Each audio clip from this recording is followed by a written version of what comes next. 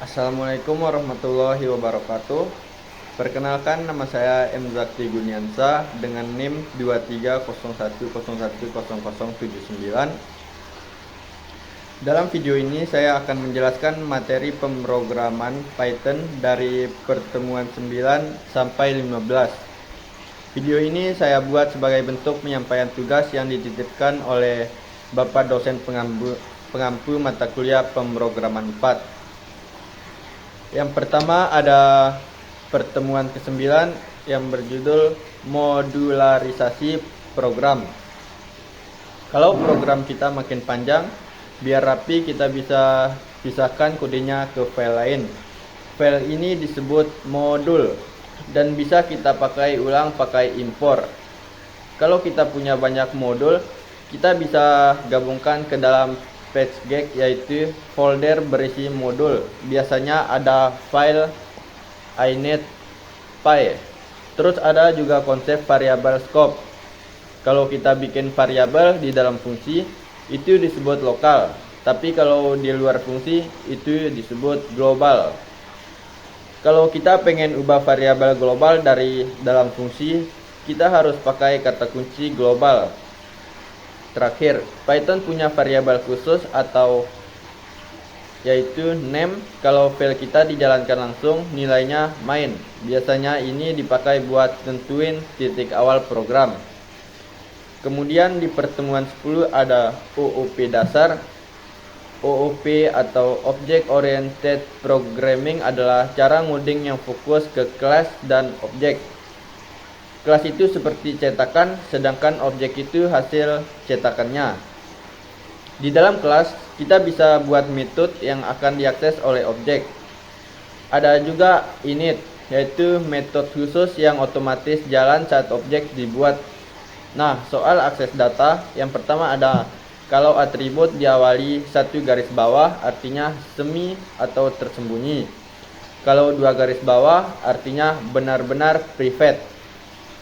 Dan jangan lupa ada instance atribut yang khusus milik satu objek dan kelas atribut yang bisa diakses oleh semua objek dari kelas itu. Kemudian lanjut ke pertemuan 11, OOP lanjutan. Di OOP lanjutan kita belajar lebih dalam lagi. Pertama, ada kelas metode, yaitu metode yang akses kelas, bukan objek. Pakai akeong kelas metode. Lalu ada static method, metode yang enggak akses apapun dari kelas atau objek, dan pakai akeong static method. Berikutnya ada inheritancy atau pewarisan. Jadi, kelas anak bisa mewarisi semua isi dari kelas induknya. Kalau kita pakai abstract class, kita bisa nentuin metode yang wajib diisi sama kelas turunan. Dan yang terakhir ada data class. Class khusus yang buat menyimpan data. Dengan data class kita nggak perlu bikin init manual. Kemudian lanjut ke pertemuan 12, teknik pemrograman lanjutan. Kita lanjut ke fitur Python yang lebih canggih. Pertama ada none, yang berarti nggak ada nilai, cocok untuk nilai default. Terus ada picking dan unpacking, pakai tanda bintang dan bintang 2 buat menangani banyak argumen. Yang pertama ada args untuk banyak nilai biasanya. Kemudian bintang 2 quartz untuk banyak nilai dengan nama. Python juga pakai konsep duck typing. Kalau suatu objek bisa berenang dan bersuara kayak bebek, maka kita anggap itu bebek. Artinya yang penting bisa digunakan, bukan tipenya apa. Ada juga pattern matching yang mirip switch case. Di bahasa lain kita pakai match dan case buat cocokin nilai. Kemudian lanjut ke pertemuan 13, ada exception dan debugging. Kadang pas program jalan muncul error, misalnya zero division error atau type error. Supaya program gak berhenti, kita pakai tree except.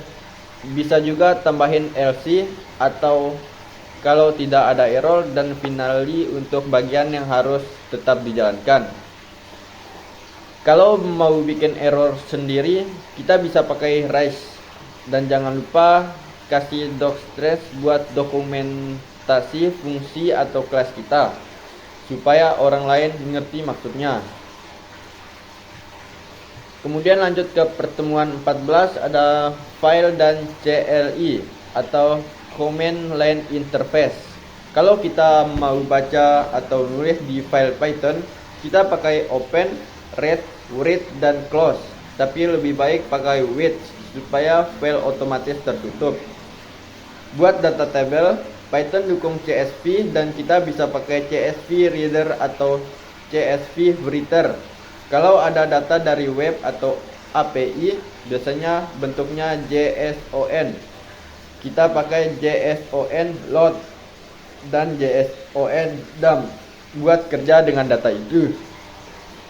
Nah, kalau kita jalankan program lewat command line, kita bisa ambil input dari sana pakai SYSRGV atau argbrep. Kemudian terakhir ada pertemuan ke-15, teknik tambahan. Yang terakhir kita belajar hal-hal tambahan. Modul datetime berguna banget buat ngatur tanggal dan waktu. Misalnya datetime now buat waktu sekarang. Ada juga num buat bikin daftar pilihan tetap, misalnya status, aktif, nonaktif, atau padding. Fungsi eval bisa jalanin ekspresi Python dari string, sedangkan access bisa jalanin potongan kode. Tapi hati-hati kalau input dari luar ya. Interpret itu semua yang bisa kita log, kayak list atau string. Tapi itu objek punya iter dan next. Kalau kamu pengen hasil data satu persatu, bisa hemat memori, bisa pakai generator dengan yield. Demikian penjelasan yang saya tentang materi Python dari pertemuan 9 sampai 15. Semoga video ini bisa membantu teman-teman semua dan memahami materi. Terima kasih banyak atas perhatiannya. Wassalamualaikum warahmatullahi wabarakatuh.